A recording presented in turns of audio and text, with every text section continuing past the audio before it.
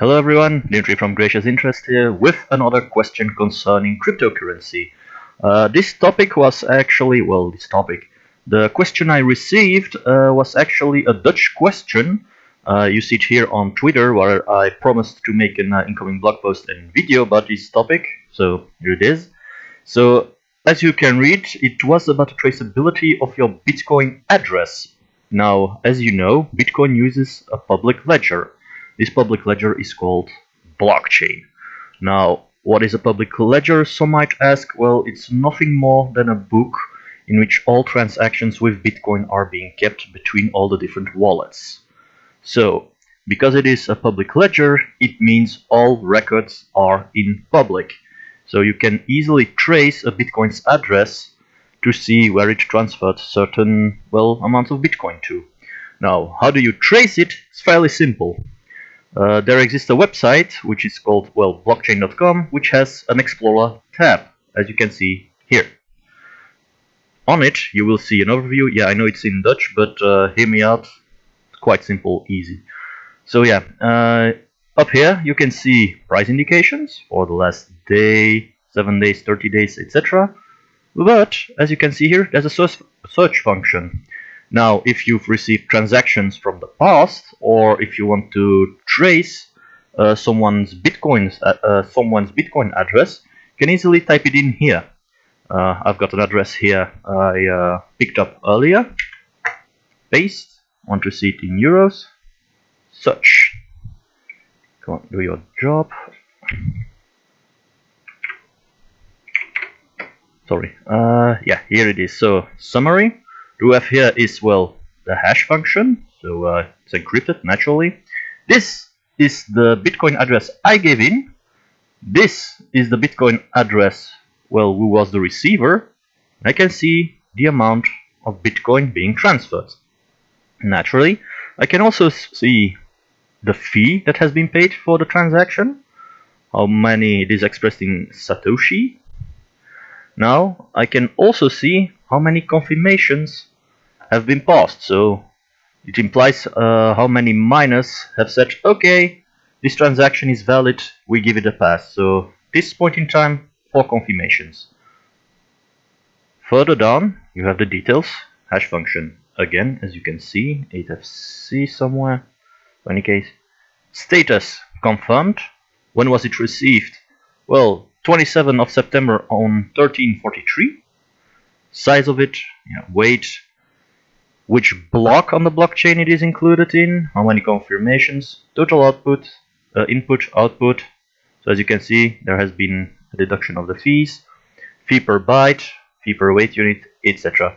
Now, as you can see here, there are no, you only have the addresses, the confirmations, and the fees paid, but you cannot get to a person's private information. That's impossible. My reason, each and every wallet is unique. Each and every address is unique. There is no identity, connected towards the address. How and when can you trace a person? Well, if that person makes it known that, this is actually his. So, for example, if I say, I'm going to give out 1 Bitcoin, and this is my address, in that case, you can put my face on the address. In that case, I make my identity known, and I can be easily traced. Now, a few months ago, in April or May in 2020, there was the supposed Bitcoin scam. I think it's a wrong wording. By reason, it wasn't really a Bitcoin scam, but moreover a Twitter scam. What did it entail? Someone paid or hacked Twitter. I do not know about necessary details, but so someone got access towards the Twitter administration, dashboard, I'm going to say, and he sent out through verified and renowned profiles. I think Jeff Bezos, Bill Gates, etc. were involved in it. Whose profiles were hacked, and said, you can earn free Bitcoin if you send that amount towards this address. So a lot of people fell for the scam, and a good amount of Bitcoin was actually being transferred. Now, FBI, CIA, the ones who were researching The scam were actually verifying all the different addresses. So people said, yeah, got scammed, and that, and that, and that. So they started verifying the wallet addresses. Why? Well, suddenly, as you can see here on the Blockchain Explorer tool, I'm going to get back towards the general address. You can see latest transactions. So you can easily see the amount of Bitcoin. If it's all the same amount, it will be transferred towards the same kind of addresses. So they can make up a digital tree and verify where is all the money going to. Only problem they have is, well, they couldn't really trace the perpetrator's identity. Why? They only have the address and they know where it's stuck. So the only thing they could do is monitor it for a very long time. Now, eventually they managed to catch the perpetrators by reason that they made a few mistakes. They continuously used the same addresses. Well, they had multiple wallets, but instead of chopping down the trades and the bitcoins they managed to get in hands, they always traded the same amount. The next fault they made was that they actually started to cash in on the stolen bitcoin by going to an exchange. An exchange asks for your idea, for your identification to set up a wallet and to have a profile. This is for legal means, for traceability, and to evade, well, corruption. So yeah, there the perpetrators made a big mistake.